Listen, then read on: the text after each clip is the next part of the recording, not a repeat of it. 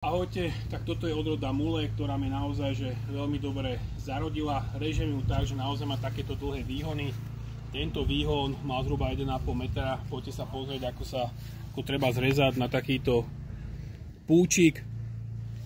Nerobiť to tak, že to zrežem v strede a ostane tu vlastne takýto čap. Ja ich takto pozostrojujem zhruba na 40 až 50 cm. Tieto výhony, ktoré mi krásne vyzrejú, čiže naozaj 40-50 cm ich môžete skrátiť. Moruše rodia na dvojročnom dreve, čiže nebojte sa, keď to zakrátite aj na 30 cm. Ide dosť dreva preč. Potom môžeme tu dať nejaké hnojivo na báze draslíka, to je asi všetko, čo tu spravím.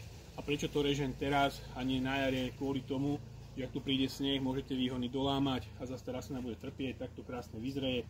Je tam jednak vzduch, je tam svetlo, a aj tie záložné pupenie, čo už má, kde bude úroda, tak budú omnoho lepšie rodiť. Čaute.